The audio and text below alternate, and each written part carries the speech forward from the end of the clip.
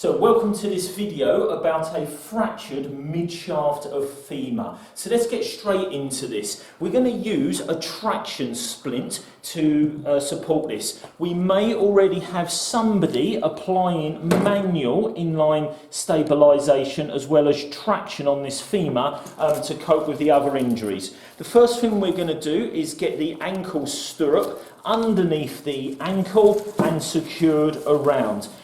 With the stirrup in place, we can pull the green strap to get that nice and snug under the ankle, leaving the yellow one long, the red nice and loose. The next, we're going to get the groin strap using the natural hollows of the knees. Strap this around the groin, and we want this to sit in this area here, so you can see why it might be prominent to have a pelvic binder on.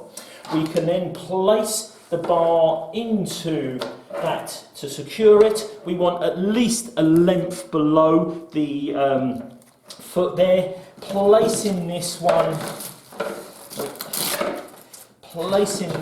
around and velcroing this over the knee. The yellow bit, the dart goes through, so you can just see that going through there.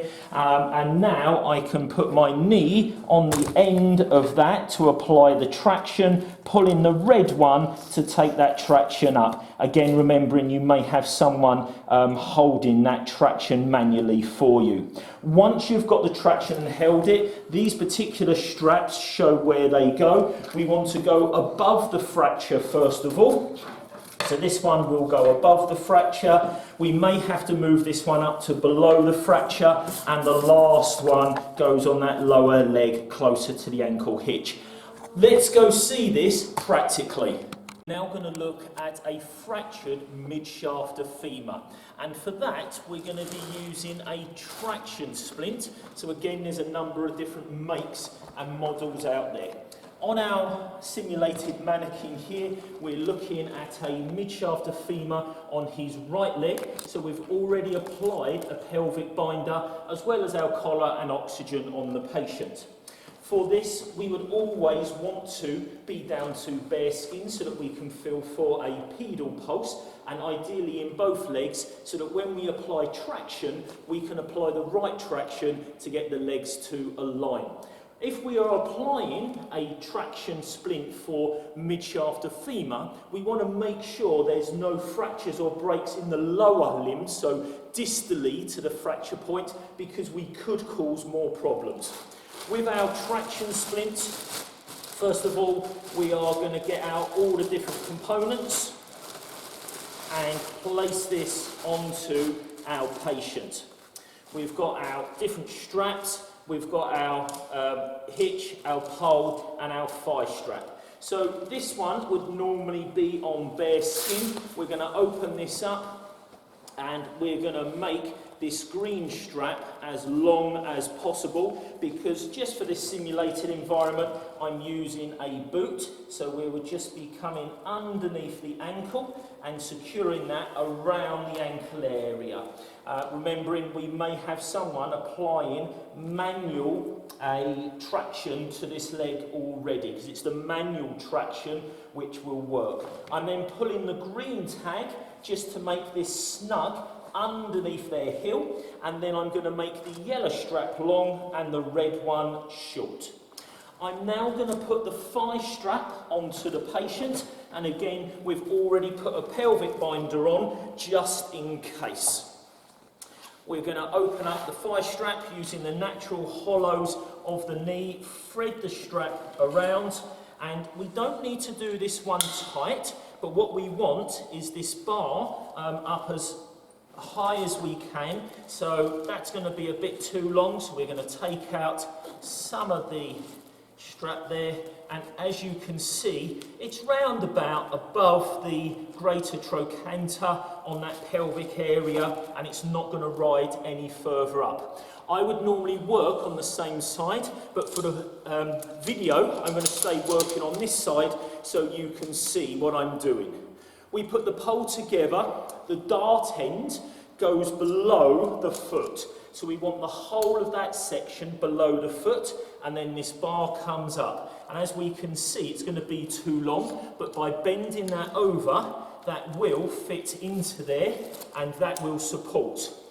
Down at this end, the dart goes through the yellow little loop down here, and we can just take out just a little bit of the slack, and the last bit we're going to do is place this around the knee area. So getting our Velcro underneath, remembering our patient might be in a lot of pain, but this traction will be helping.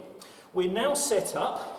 I'm going to come all the way down to the bottom, and I'm going to place my knee onto that dart there. Can you see where I've got it? And that just takes the traction. So again, you may have already had someone applying manual traction to that femur. I'm then going to pull the red tag and take that traction. So that's as far as it will go. I'm now happy that the legs are in alignment and I've got the right amount of traction. The manual traction can now be released as this device has taken over. I'm now going to use the red strap to go above the fracture site.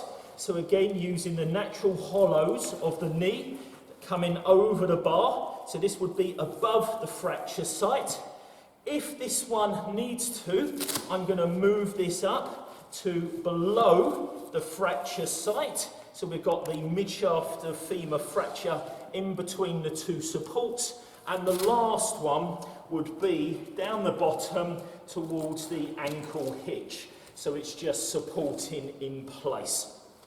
Now that we've done everything, again we would recheck pedal pulses in both feet before we scoop the patient, maybe place them into a vacuum mattress for evacuation and urgent critical time patient going into the ED department.